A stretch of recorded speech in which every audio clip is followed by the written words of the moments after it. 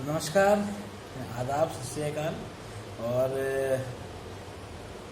मैं फिर आप लोगों के सामने कुछ कन्वर्सेशन लेकर आया हूँ बच्चों के प्रॉब्लम सॉल्व करते और उनके आंसर्स देने के साथ साथ मैंने सोचा कि आप लोगों से एक बार कन्वर्सेशनल टॉक भी हो जानी चाहिए।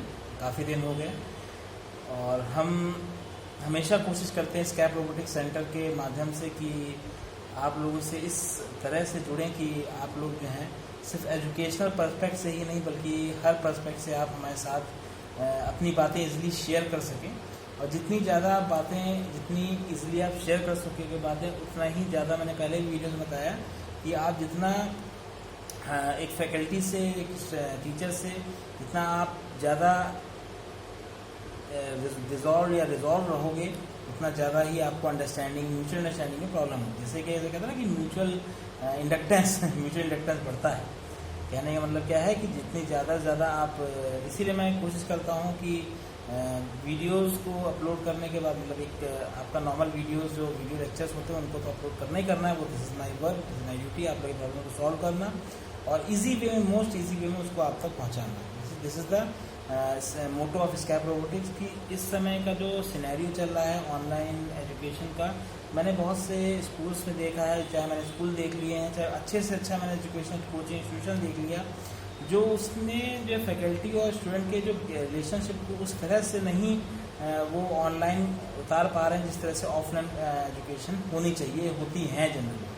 ठीक है, तो मेरा एक छोटा सा ये था कि भाई एजुकेशन के साथ साथ बच्चों से इंटरेक्ट करना भी एक इम्पोर्टेंट बात है कि बच्चा जब इंटरेक्ट करेगा या आप लोग हमसे इंटरेक्ट करोगे तो तभी जो है हम आपके ग्रास्पिंग पावर जान पाएंगे। उस ग्रास्पिंग पावर के हिसाब से अपना माइंडसेट डेवलप करके आपको एजुकेशन डिपार्ट कर पाएंगे। तो ये कि मैंने बहुत देखा है कि स्टूडेंट्स जो हैं वो रियल वर्ल्ड सिनेरियो से अपने प्रॉब्लम्स को कोरिलेट नहीं कर पाते हैं। तो रियल वर्ल्ड प्रॉब्लम से आप कोरिलेट नहीं कर पाओगे, उसी का एक नतीजा है कि आप जो पेपर सेटर की, या उसे कह सकते हैं कि क्वेश्चंस के आने की जो स्ट्रेटजी है आप नहीं समझ पा रहे हो। कि अक्सर ऐसा क्वेश्चंस मेरे पास आते हैं कि सर मैंने प्रिपरेशंस तो बहुत की और प्रिपरेशंस मैंने बहुत करने के बावजूद जो है वो जो टॉपिक्स मैंने छोड़े थे वो टॉपिक्स ही एग्ज़ाम में आ गए। तो हमेशा जब भी आप ये खुद सोचिए, if you are a recruiter, आप एक रिक्रूटर होते तो आप किन कैंडिडेट्स को लेना पसंद करते? उन कैंडिडेट्स को लेना पसंद करते जो एक चीज़ में जनरलाइज नॉलेज रखते हैं या जिनकी किसी भी पर्टिकुलर क्षेत्र में एक अच्छी नॉलेज है और वो अपने आसपास के एरियाज़ के प्रॉब्लम सॉल्विंग अप्रोच को रखते हैं। तो मेन एम चाहे वो इंटरव्यू का हो चाहे वो पेपर सेटर का हो, ठीक है, मतलब IIT JEE की बात कर रहा हूँ जहाँ से इंजीनियरिंग की शुरुआत होती है, ठीक है, या किसी भी रीजनल बढ़िया इंजीनियरिंग कॉलेज की बात कर रहा हूँ जो अपना एग्ज़ाम कंडक्ट कराते हैं, उनका जो पेपर सेट होता है उनका, तो उनके पेपर सेट में सबसे बड़ा ये चीज़ रहती है कि भाई जो बच्चा है जिसको हमें, जिन बच्चों को लेना है अपने इंस्टीट्यूशंस के अंदर या अच्छे इंस्टीट्यूशंस के अंदर, तो उनमें क्या क्या प्रॉपर माइंडसेट होना चाहिए, what a mindset student should prevail, कि जो आगे चल के एक अच्छा इंजीनियर या अच्छा आर्किटेक्ट साबित हो। तो कहने का मतलब है तो इस तरह की चीज़ें उनके दिमाग में रहती हैं और बेसिकली इसी को दिमाग में रख के, ध्यान में रख के पेपर सेट किया जाता है। तो try to be more correlational with the real world problems. Real world problem से ज़्यादा कोरिलेशन स्थापित करिए आप। से एक मैंने पहले भी वीडियोस में बताया था कि जब तक आप साइंसेस को कोरिलेट करना नहीं सीखेंगे तब तक आप जो है एक उस प्रॉब्लम सेटर की माइंडसेट को आप नहीं गेट कर पाएंगे। और जब तक आप प्रॉब्लम सेटर के माइंडसेट को आप गेट नहीं करेंगे, आप ग्रास्प नहीं करोगे, तब तक हमेशा उससे आप छूटते रहोगे। तो कहते हैं पैटर्न रिकॉग्निशन, आपको पैटर्न को रिकॉग्नाइज करना है कि किसके हिसाब से पेपर या पेपर सेटअप प्रॉब्लम को पूछेगा। तो अपने आसपास के रियल वर्ल्ड प्रॉब्लम्स को हमेशा आप देखिए कि ये हुआ तो कैसे हुआ। जो नई ब्रांचेस भी निकली हैं, जैसे न्यूमेटिक्स है, ठीक है, हाइड्रोलिक्स है, मैकाट्रॉनिक्स है, तो ये निकली कहाँ से है? क्योंकि जब बच्चा खुद कोरिलेट नहीं कर पा रहा है तो उस ब्रांच को कोरिलेट करके बना दिया गया। मैकाट्रॉनिक्स मतलब इलेक्ट्रॉनिक्स प्लस मैकेनिकल, ठीक है। तो ऐसा नहीं है कि इंटरमीडिएट लेवल पर आप ये चीज़ नहीं कर पाएंगे। जब आप उस चीज़ को किसी गाइड से ना पढ़ के मेन टेक्स्ट बुक से पढ़ेंगे तो उस चीज़ को आप अचीव कर लोगे। तो this is the main thing कि मुझे आपको बताना था कि आपको साइंसेस को कोरिलेट करना आना चाहिए। तो जब तक आप साइंसेस को कोरिलेट रियल वर्ल्ड प्रॉब्लम से नहीं करोगे, पेपर सेटर के स्टडी तक आप नहीं पहुंच सकते। और जब तक आप पेपर सेटर की स्टडी तक नहीं पहुंचोगे, you will always be lagged behind by the questions that are asking in the examination center। तो वहाँ पहुँच के आप ये सोचा यार ये क्वेश्चन भी तो बन सकता था, तो ये क्वेश्चन आपने क्यों नहीं सोचा कि आप रियल वर्ड से उसको जोड़ नहीं पाए अपने प्रॉब्लम के, आपने कोई टॉपिक फिजिक्स से पढ़ा उसको आप जोड़ नहीं पाए उससे आप रियल वर्ल्ड प्रॉब्लम से। This is the thing, real world problem से, रियल वर्ड्स के सिनेरियो से, उनके अकरेंस ऑफ फोर्सेस को अपने डिफरेंट कॉन्सेप्ट से या डिफरेंट टॉपिक से आप जोड़िए। अगर अपना हाइड्रोलिक्स पढ़िए तो हाइड्रोलिक्स प्लस इलेक्ट्रिकल को जोड़िए कि कोई ऐसी मशीन है जो उस वर्क या उस पावर का इस्तेमाल करती है जो हाइड्रोलिक्स के द्वारा जनरेट हुई हो।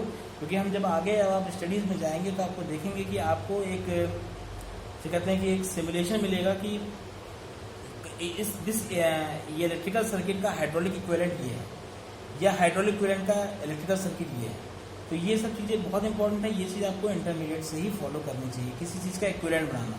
अगर इलेक्ट्रिकल सर्किट है या हाइड्रोलिक सर्किट है उसका इलेक्ट्रिकल सर्किट क्या बनेगा, ठीक है। तो इसी तरह की नई ब्रांचेस बनती हैं, कोई नई चीज़ कहीं और से सीख के नहीं आता, सब सीखते यहीं से हैं। तो आप हमेशा अपने भरोसा रखिए और साइंसेस को कोरिलेट करने की बहुत ज़रूरत है आज के एनवायरनमेंट में। आज किसी को रटी रटाई चीज़ों की ज़रूरत नहीं है क्योंकि वो सब पढ़ते हैं। आप अलग कैसे होंगे कि अगर आप साइंसेस में कोरिलेशन को इस्टेब्लिश करेंगे, ठीक है। तो this is the my short message.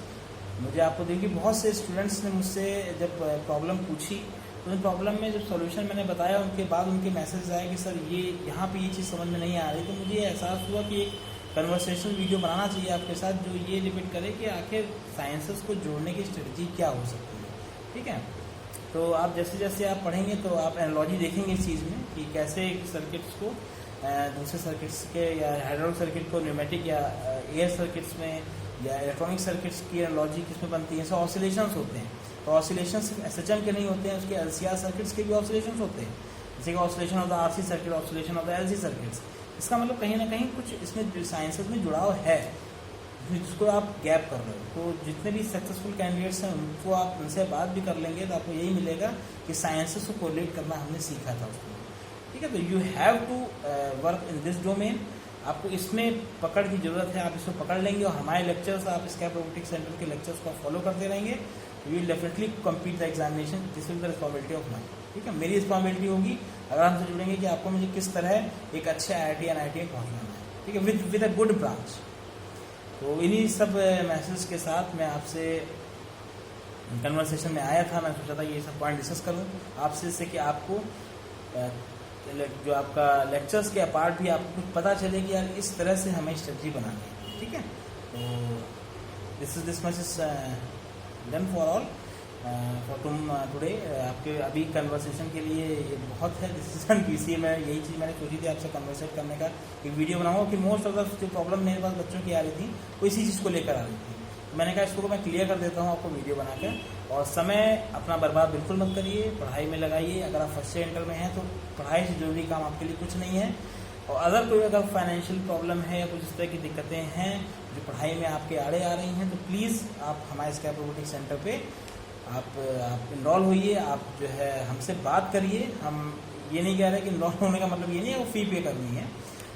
हम स्टूडेंट्स को फ्री ऑफ कॉस्ट भी लेक्चर देंगे अगर वो उस फाइनेंशियली क्राइसिस में है तो, ठीक है।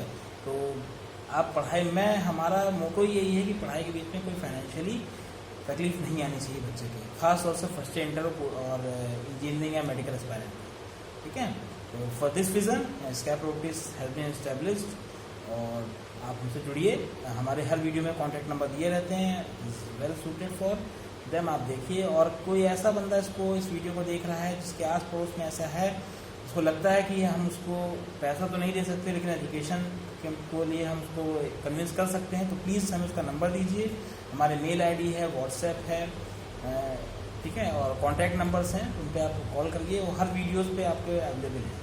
तो उन वीडियोस को आप स्कैप रोबोटिक्स सेंटर के वीडियोस को SKAP स्कैप रोबोटिक्स सेंटर के वीडियोस को आप देखिएगा, उसमें आपको व्हाट्सएप, जीमेल और कॉन्टैक्ट नंबर्स की लिस्टिंग दी हुई है, ठीक है। उस पर आप उनकी मदद करिए, कम से कम आप नहीं कर रहे हैं तो उनको हमें मदद करने दीजिए, हम उनकी मदद करेंगे। इन सब बातों के बीच आज की कन्वर्सेशन ये एंड करते हैं। नमस्कार।